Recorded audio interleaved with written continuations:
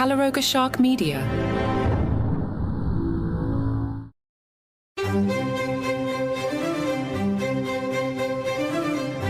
Hello and welcome to Palace Intrigue. I am your host, Mark Francis.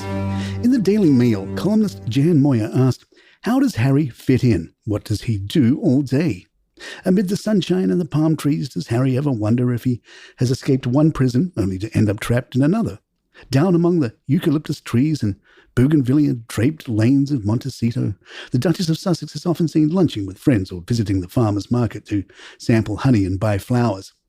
The Duke, on the other hand, keeps a much lower profile, moving through the coveted 93108 postcode like a ghost or someone in a witness protection program, which, in its odd way, is almost true. Moyer also gave readers a clear look at Harry's Montecito life, and it may not be the beach house you think it is.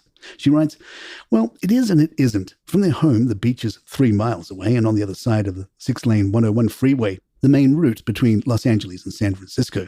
The couple live in a gated home inside a gated estate called Riven Rock, which itself is surrounded by tall hedges and handcrafted stone walls.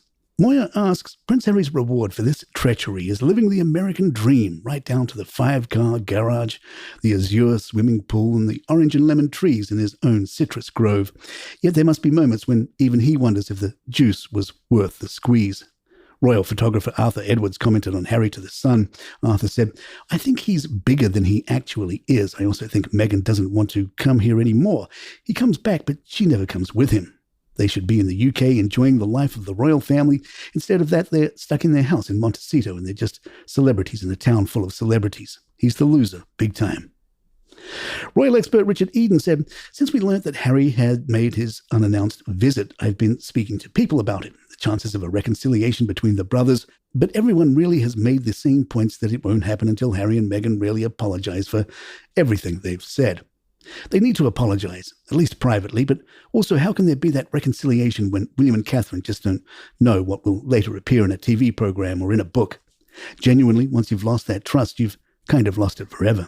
Can you imagine what they were thinking about? Because in Harry's memoirs, he had just revealed those intimate conversations that they never in a million years thought would have been published, so there really won't be any welcome back. Prince Harry's 40th birthday could turn into a test of friendships this weekend, especially if he and Meghan are reunited with David and Victoria Beckham. The Beckhams are reportedly among the VIP invitees to a star-studded party Meghan is hosting at their $15 million Montecito mansion, which is 3 miles away from the beach and on the other side of the 6-lane 101 freeway. Other guests include notable names like Oprah Winfrey, Gwyneth Paltrow, Ellen DeGeneres, Katy Perry, Ariana Grande, along with Polo pal Nacho Figueres. However, the focus will be on whether the Beckhams will attend, given the rumoured falling out between the two couples. A source close to one of the invitees said all eyes will be on the Beckhams, if they come, and how they interact with the Duke and Duchess of Sussex following a lot of stories about their big falling out. David is very much treated like sporting royalty here in America, so it will be fascinating to see if both sides can bury the hatchet. In a potential peacemaking move, Meghan was recently seen wearing a $780 shirt designed by Victoria, which some believe was a gesture to rebuild bridges. Brand expert Nick Eade remarked, for Meghan to wear VB when all the world was watching her on a tour is a smart move.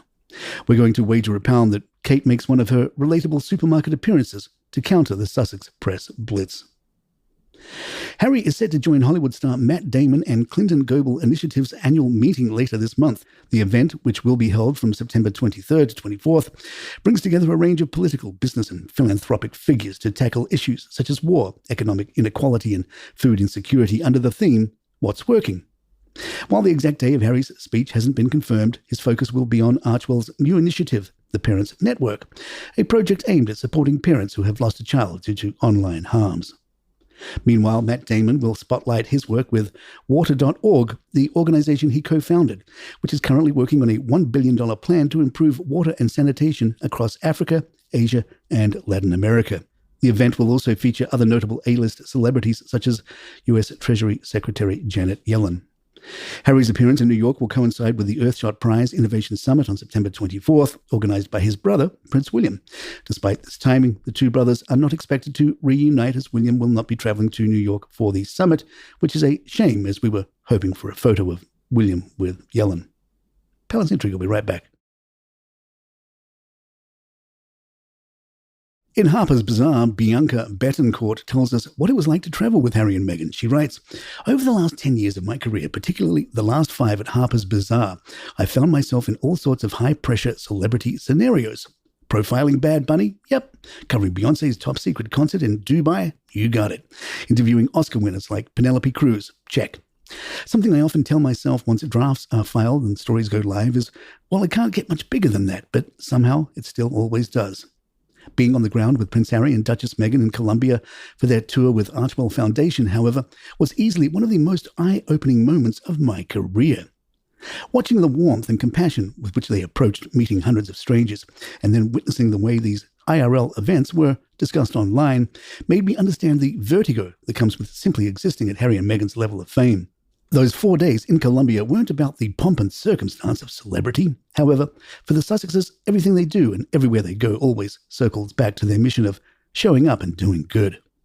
In classrooms across Colombia, Prince Harry and Duchess Meghan sat down and listened, and I mean really listened to what Colombian youth had to say about their evolving relationships with social media and how it affects their daily lives. To me, the Sussexes saw when working with today's youth. It's an interaction that once again brings the late Princess Diana front of mind when looking back at her public interactions with youth and AIDS patients decades ago.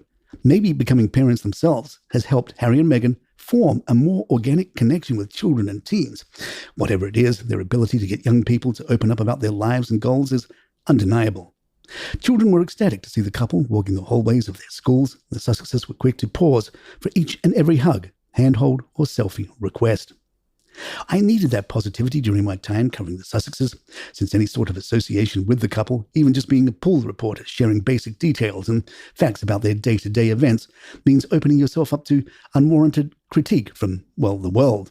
Within hours of the announcement I would be accompanying them on tour, I was called a grifter, a mouthpiece, and a calculated piece of their PR puzzle, among other things, and that was before I even got sent out to a single pool report.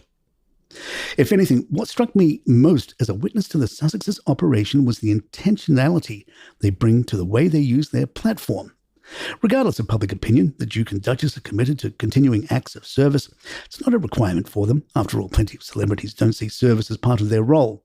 Instead, it's a calling, that acute attention to detail in the way they marshal their fame, the way they move about the world, and the way they choose whom to collaborate with is what will help them make the most impact in the future.